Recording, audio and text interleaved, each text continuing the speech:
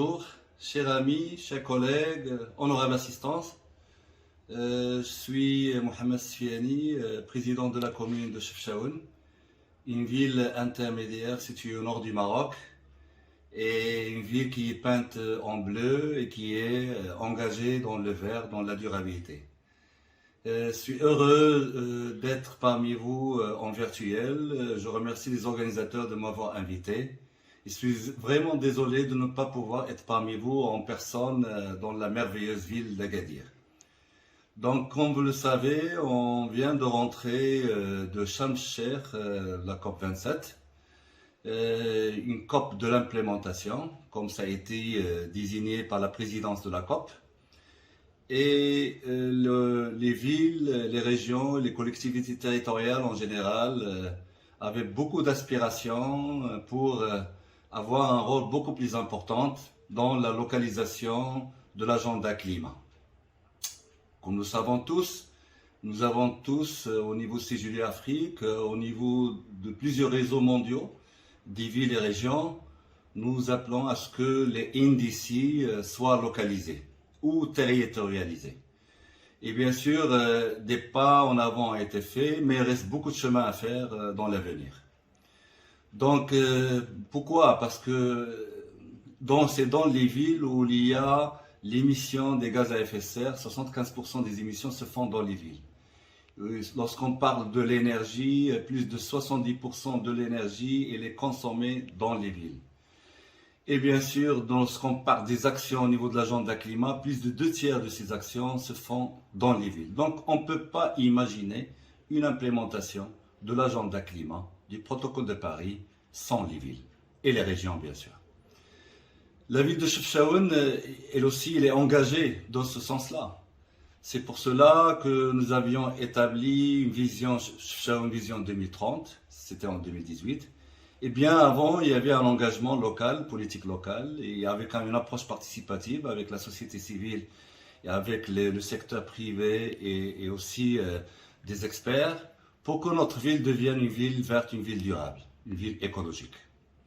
Et bien sûr, il fallait joindre à ces paroles, à ces réflexions, à ces décisions, des actes et des programmes et des projets concrets sur le terrain.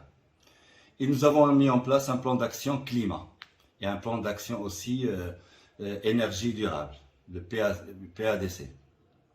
Et bien sûr, nous avions joint la Convention mondiale des maires pour le climat et l'énergie, ce qu'on appelle le GCOM, le Global Covenant of Mayors for Climate and Energy. Et d'ailleurs, la ville de Chefchaouen a siégé en 2 mandats au niveau du bureau mondial, bureau exécutif mondial de GCOM. Et actuellement, la ville de Chefchaouen a le titre d'ambassadrice de GCOM au niveau de l'Afrique pour le climat. Et tout ça, comme j'ai dit, des actions concrètes. Nous avons créé le premier centre info-énergie au niveau du Maroc pour le conseil et l'accompagnement des citoyens et des petites et moyennes entreprises au niveau local concernant l'utilisation de l'énergie durable, efficacité énergétique et énergie renouvelable. En termes de certains secteurs comme l'éclairage public, nous avons maintenant 25% de notre réseau qui est LED et nous venons de signer une convention avec la Direction générale des collectivités territoriales du ministère de l'Intérieur marocain et aussi de l'UNCDF, Capital Development Fund des Nations Unies, donc le Fonds d'équipement des Nations Unies.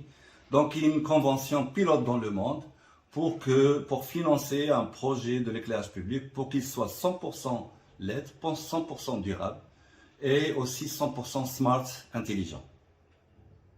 Et nous allons démarrer les travaux dans les mois qui viennent. Et dans le cadre de la COP27, bien sûr, nous avions beaucoup d'attentes, mais en réalité, pour être franc, ça n'a pas été atteint, beaucoup d'objectifs n'ont pas été atteints.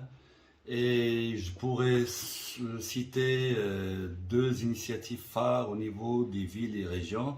Donc c'est la première réunion ministérielle des ministres climat et ministres de l'urbanisme qui a été organisée, sachant que le LGMA, donc Local Government and Municipal Authorities, donc le groupement des réseaux des villes et régions dans le monde, avait appelé à l'organiser dès 2014. Aujourd'hui, en 2022, ça a été organisé pour donner plus de rôle, plus d'importance aux villes, aux territoires dans le cadre de la localisation de l'agenda climat. Et ça a été organisé avec l'appui bien sûr de l'ONU Habitat.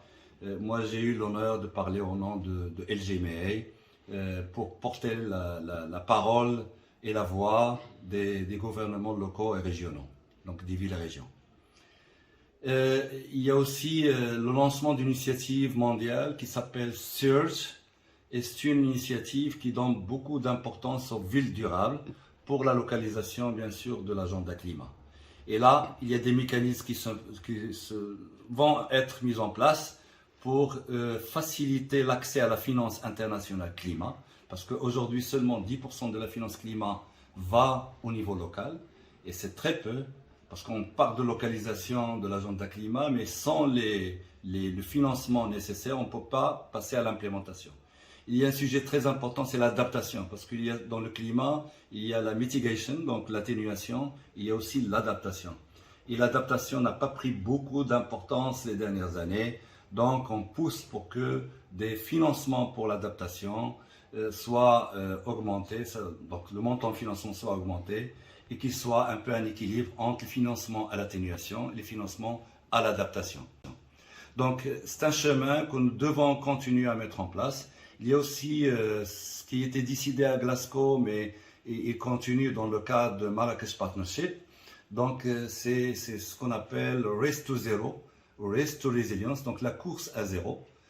Zéro, c'est la neutralité 2050, atteindre cette neutralité en 2050 au niveau des territoires, au niveau des villes. Il y a plus de 1000 villes qui sont engagées. C'est une ville parmi 6000 qui sont engagées dans Race to Zero. Il y a aussi Race to Resilience, la question de la résilience et de l'adaptation aussi, une course, ça, et tout ça bien sûr des plans d'action, des programmes bien sûr concrets sur le terrain.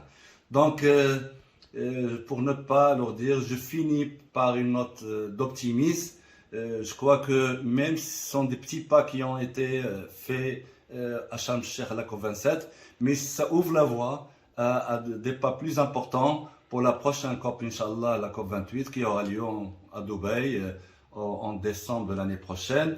Et là, nous devons mieux s'organiser en tant que ville, dans le cadre de CGLU Afrique, dans le cadre de CGLU Monde, dans le cadre de LGMA, donc Local Government Municipal Authority, qui regroupe l'ensemble ou les principaux réseaux mondiaux des villes et régions, pour que la voix des villes et des régions soit entendue. Alhamdulillah, au Maroc, il y a une très bonne dynamique, et d'ailleurs, la réussite de la COP 22 à Marrakech, d'ailleurs, il y a l'initiative mondiale Marrakech Partnership, il y a bien sûr le leadership de Sa Majesté, que Dieu le protège, qui est très important, qui donne un souffle, qui donne du dynamisme, et au niveau de la politique nationale concernant le climat ou développement durable.